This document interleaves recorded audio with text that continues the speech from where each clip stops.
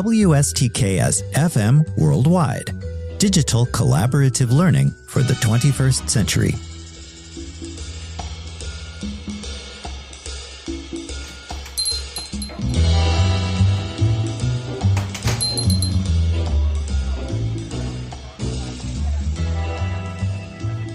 Hello again, everyone, and welcome to the Collaborative Café Summer 2025 edition, a podcast series for college and university instructors on how to help students cultivate key 21st century skills, regardless of course focus or modality. My name is Stokes Schwartz, and I'm a professor in the Center for Integrative Studies in the Arts and Humanities here at Michigan State University. Have you ever felt like assigning team projects is more like herding cats than fostering teamwork? Well, then you're not alone. As the summer unfolds, many of us are reflecting on our courses and thinking ahead to how we can create more dynamic and effective learning environments in the fall. One skill that consistently rises to the top of the must-have list for today's graduates is the ability to collaborate effectively to solve complex problems. Whether our students enter research, industry, nonprofits, or continue their education, they will undoubtedly need to work in teams to tackle challenges that rarely have simple, straightforward answers. However, assigning team projects now in our courses does not automatically translate into effective collaboration and problem solving by our students. But if you want to equip them with the teamwork superpowers they'll need to thrive, then you've come to the right place. In today's program, we're looking at 5 ways you can intentionally foster and cultivate true culture of collaborative problem solving within your student learning teams, regardless of your discipline or teaching format. After a quick musical break, we'll jump into the discussion. Stay tuned.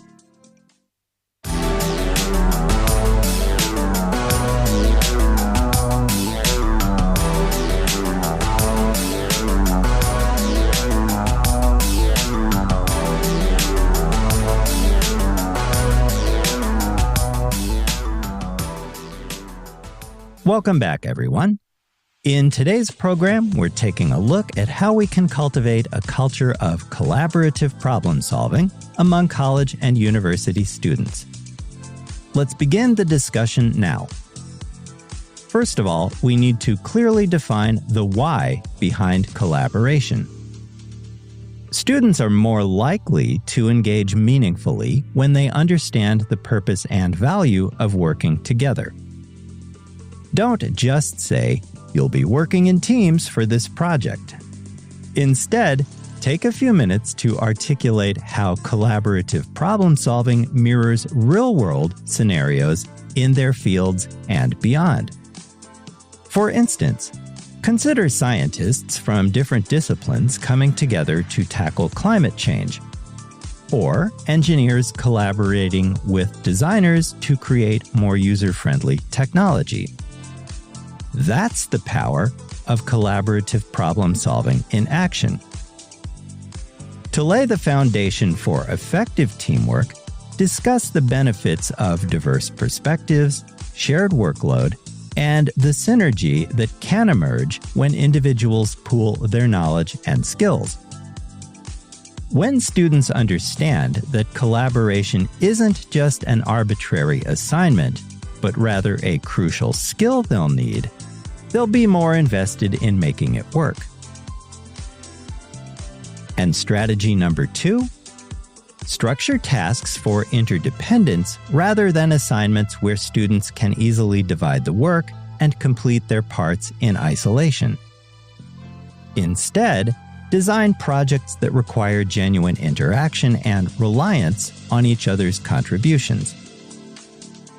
Imagine a history class, for example, where each member of a learning team researches a different primary source related to an event, and the team can only understand the full picture by pooling their individual findings and sharing them with each other. On that note, think about jigsaw activities where each team member holds a piece of essential information, or problem-based learning scenarios that necessitate collective brainstorming, analysis, and solution development. When students realize that they can't succeed without the input of their teammates, true collaboration becomes a necessity rather than an option.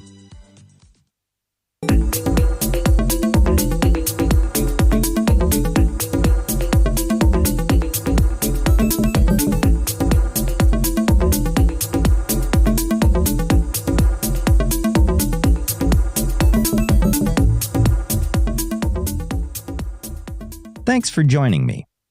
Let's continue our look into how college and university instructors can foster a culture of collaborative problem solving among student learning teams more effectively.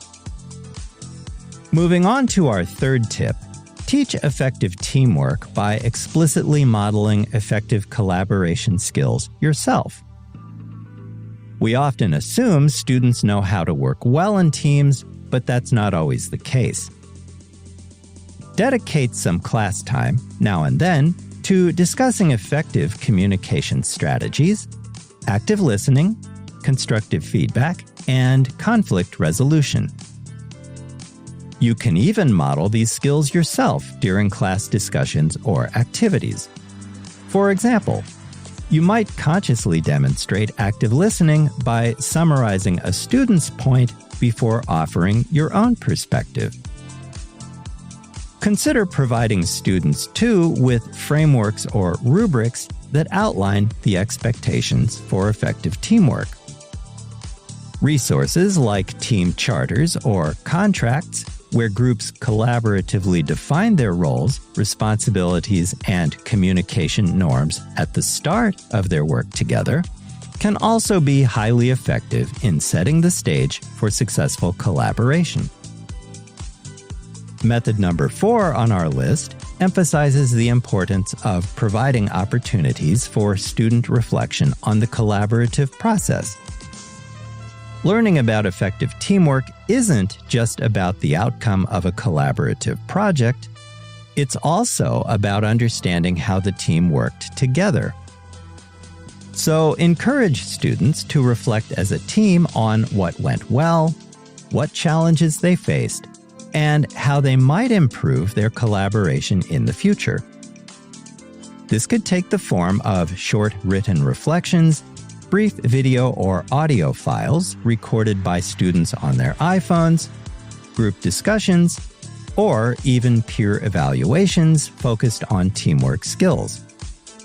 Ask students, what was one thing your team did particularly well in terms of collaboration, and what is one thing that you would like to do differently next time? As part of my own collaborative projects, I routinely ask student teams to develop and submit a team reflection addressing points like these. By encouraging explicit reflection on the process of collaboration, we can help students develop metacognitive awareness of their teamwork abilities and how individual choices fit into and influence their collaboration.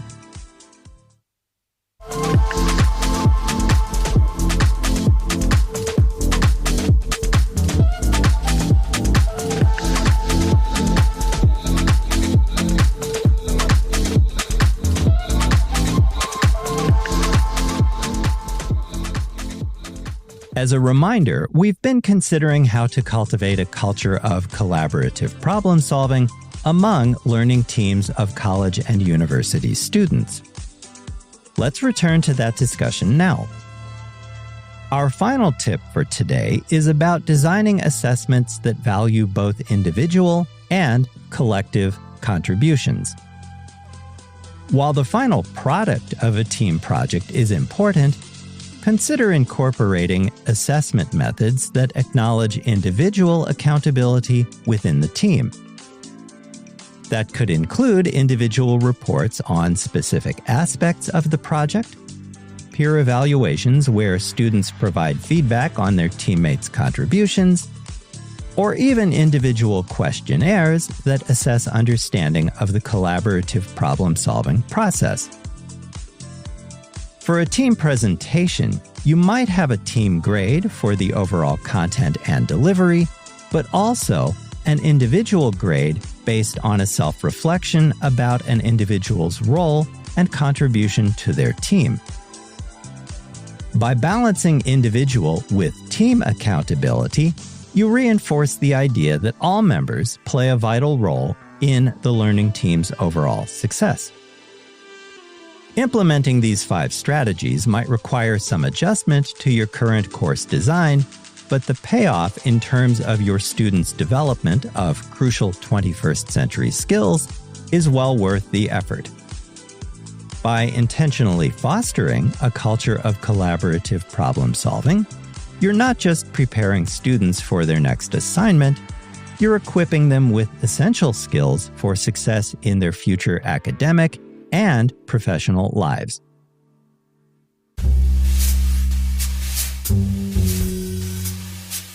WSTKS-FM Worldwide. Digital collaborative learning for the 21st century. If you find this podcast helpful, be sure to hit like, share, and subscribe.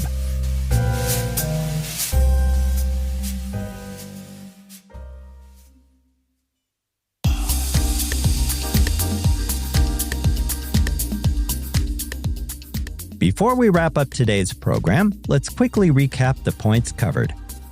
To cultivate a culture of collaborative problem solving in your learning teams, remember the following 5 steps. 1. Clearly define the why behind collaboration. 2. Structure tasks for interdependence. 3. Explicitly model effective collaboration skills. 4. Provide opportunities for reflection on the collaborative process. And 5. Design assessments that value both individual and collective contributions. If you're tired of seeing your students struggle with teamwork, transform your course assignments into genuine opportunities for collaborative growth with one or more of these 5 strategies and see the difference it makes. And that brings us to the end of today's program.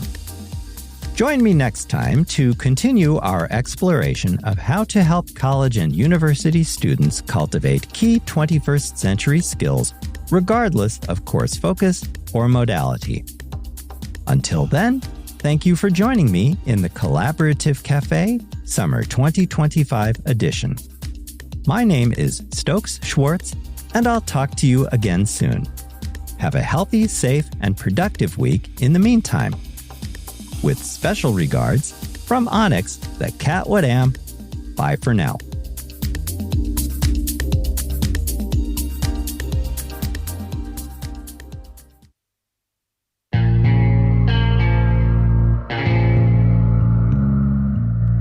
You've just heard a podcast from WSTKS-FM Worldwide.